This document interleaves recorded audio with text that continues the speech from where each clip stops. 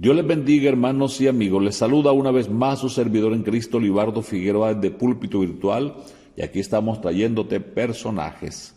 Primer libro de Samuel, capítulo 7, versículo 1. Dice así la Biblia en el nombre del Señor Jesús.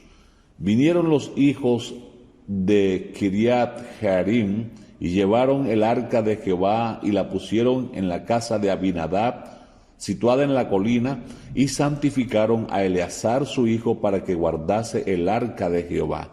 Mi Señor Jesús, a ti una vez más te alabo y te doy las gracias por darme el honor de servirte. Mi Rey, recibe mi vida como una ofrenda. Hoy te ruego que tu palabra, al llegar a cada oído, sea una enorme bendición como es tu santa voluntad. En el nombre del Señor Jesús. Amén.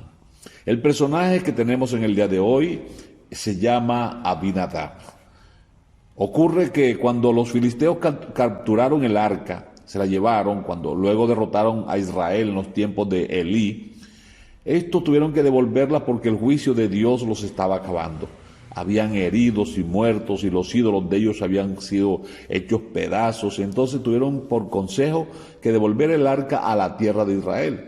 La colocaron en un vehículo que era llevada por unas vacas y éstas llegaron a la tierra de Israel y los de Kiriat Jearim, entonces por temor al saber lo que había pasado en la tierra de los filisteos, la llevaron a la casa de este hombre Abinadab en una colina, y un hijo de Abinadab llamado Eleazar fue consagrado para que fuera sacerdote y ministrara ante la presencia del arca, porque el arca representaba la presencia misma de Dios en la tierra de Israel. Es interesante porque dice la Biblia que el versículo 2, que el arca estuvo en la casa de Abinadab 20 años y su hijo Eleazar era sacerdote. Pero me llama la atención que la NTV dice en el versículo 2, el arca permaneció en Kiriat Jearim mucho tiempo, 20 años en total. Durante ese tiempo todos los israelitas se lamentaban porque parecía que el Señor los había abandonado. Oiga, tenían el arca del Señor en su casa, tenían a un hijo como sacerdote, pero la presencia de Dios no se hacía sentir. Dios no hizo nada a favor de ellos, en consecuencia, en contraste, con lo que pasó en la casa de Obed-Edom. Es lamentable en muchos hogares donde tienen la Biblia, donde vienen a culto, donde tienen cargo, pero en su casa no se ve que la presencia de Dios esté. No se ve prosperidad por ninguna parte, porque es que se acostumbraron a hablar mal, a tener las cosas de mala manera, a tener en poco las cosas de Dios. Eso se llama pecado de profanación.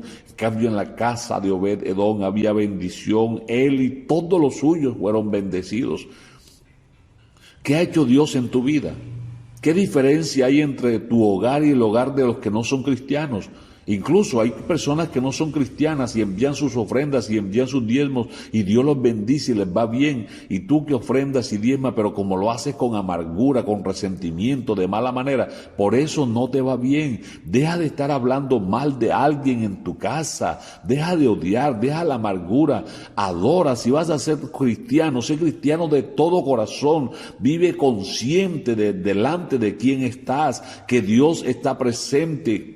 Convéncete que solo cuando decidas agradar a Dios, tus caminos entonces serán cambiados. Cuando decidas vivir para el Señor y dejar de estar lamentando, dejar de estar quejando, de estar señalando, de hacer las cosas a tu manera, entonces entenderás que has perdido el tiempo. Porque tener la sensación de que soy cristiano y que Dios no está conmigo, que Dios no me escucha, que a otro le va bien y a mí no me va bien, tengo que revisar a ver qué está pasando, porque 20 años, eso es mucho tiempo. ¿Cuánto tiempo llevas en el Evangelio y contigo no pasa nada? En la casa de Obed-Edom demoró apenas unos meses y en esos meses Dios cambió todo y les prosperó en gran manera. ¿Cuál es la diferencia entre la casa de Abinadab y la casa de Obed-Edom? Si era la misma arca, si era el mismo Dios, pues el corazón de los que estaban en la casa. Aunque Eleazar era sacerdote allí, eso no le agradó a Dios, no fue agradable, aunque no murió, pero no hubo prosperidad. Y acuérdate que la bendición del Señor es la que enriquece y no añade tristeza con ella. ¿Qué ha hecho Dios para ti en tu vida durante el tiempo que lo estás siguiendo? ¿Has testificado de Él?